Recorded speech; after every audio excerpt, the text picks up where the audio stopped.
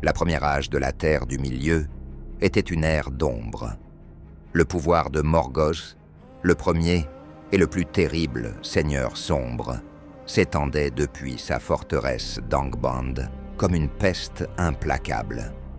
Ses hordes d'orques et de créatures difformes dévastaient les terres des elfes et des hommes, écrasant tout espoir sous son joug de fer.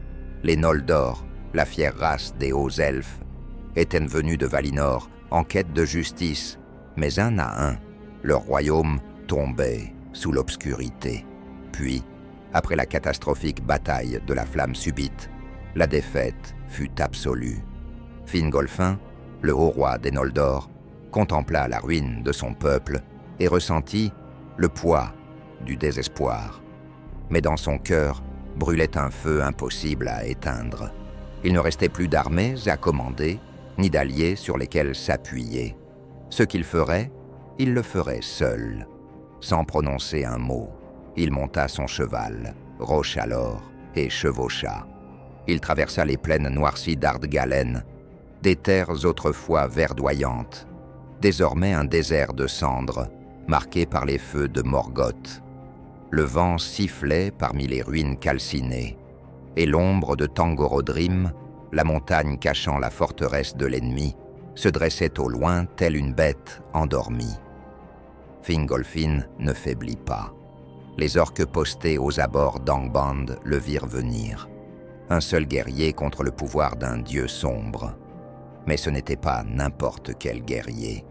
Son armure brillait de la lumière des astres, et ses yeux flamboyaient de l'éclat d'Aman, la terre immortelle. Il n'y avait aucune peur sur son visage, seulement une détermination glaciale.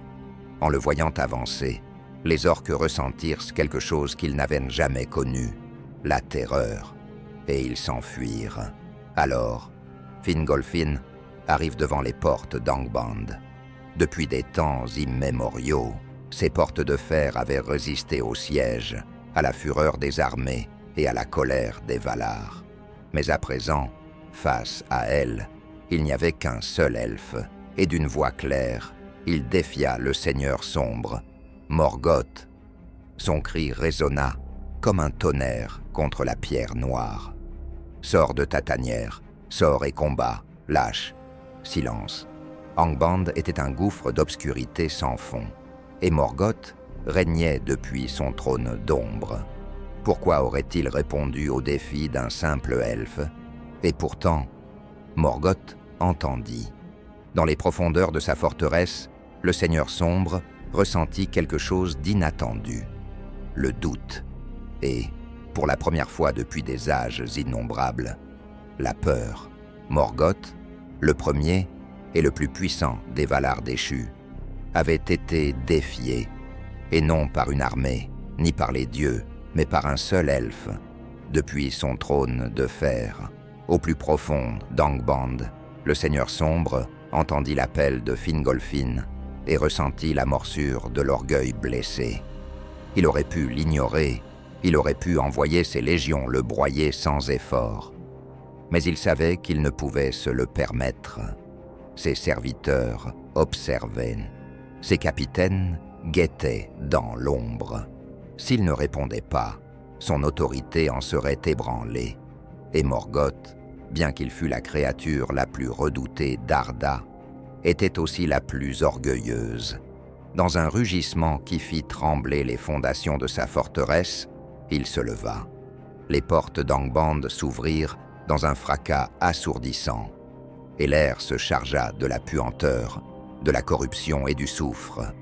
Des ténèbres surgit Morgoth, le titan des ombres, drapé dans une armure noire comme la nuit. Sa silhouette était colossale, sa présence écrasante. Dans sa main difforme, il tenait Gronde, le marteau du monde, une masse titanesque, forgée pour fendre les montagnes et écraser les rois. Fingolfin ne recula pas.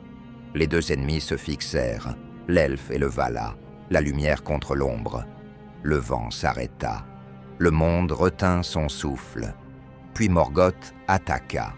Gronde s'abattit, tel un éclair noir, Fracassant le sol avec la force d'une tempête, l'impact fit trembler la terre, ouvrant un cratère là où Fingolfin s'était tenu une seconde plus tôt, mais le roi elfe était plus rapide que la pensée. Il bondit, roula, esquiva avec la grâce des astres dans leur danse éternelle. Encore et encore, Morgoth frappait avec une rage aveugle, et chaque fois, Fingolfin s'écartait au dernier instant. Son agilité était surnaturelle, sa précision mortelle.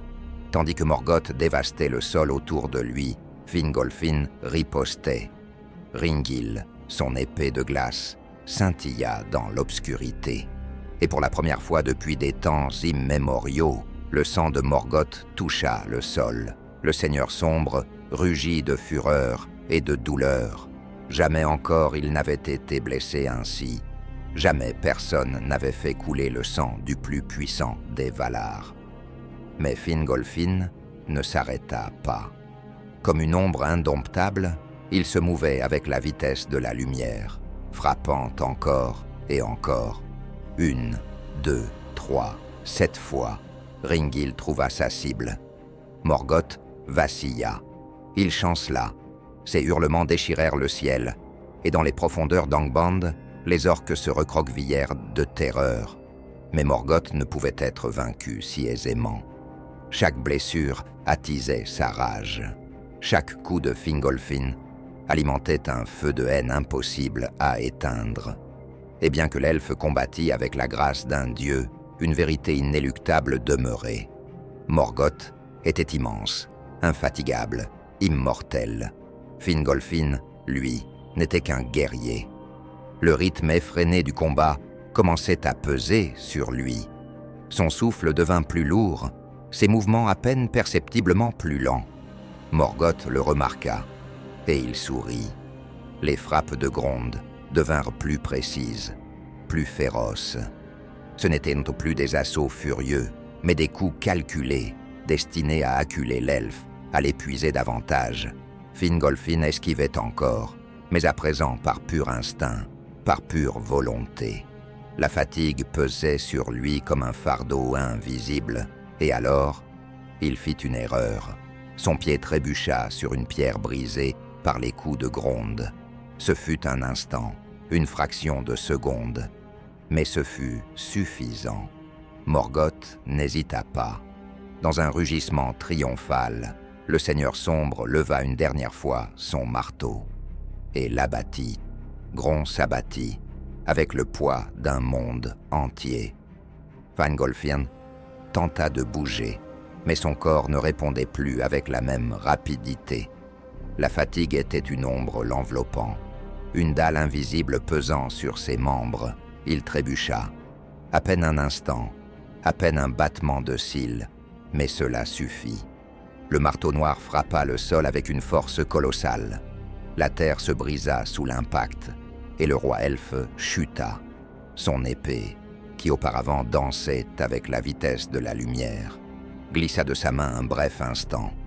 Ce fut alors que Morgoth, l'ennemi de toute beauté, leva son pied et l'abattit avec toute la puissance de sa colère. Le craquement des os brisés déchira le silence de la nuit.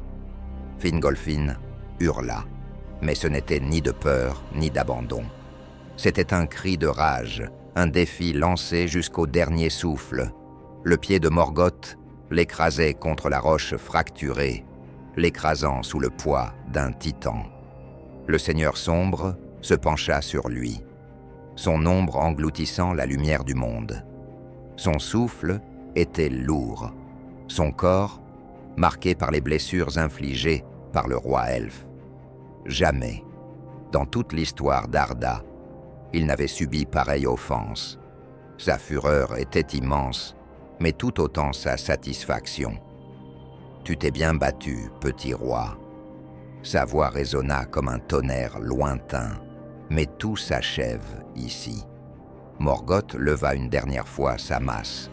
La mort n'était plus qu'à un coup de distance, mais Fingolfin avait encore la force d'un ultime acte de défi. Dans un effort surhumain, avec la dernière étincelle de son esprit immortel, Fingolfin leva sa main. Ses doigts ensanglantés trouvèrent la garde de Rangil, et dans un dernier cri, il la planta dans la chair de Morgoth. La lame transperça son pied comme un éclat de glace brûlante, perçant l'acier noir de son armure et déchirant sa chair jusqu'à l'os.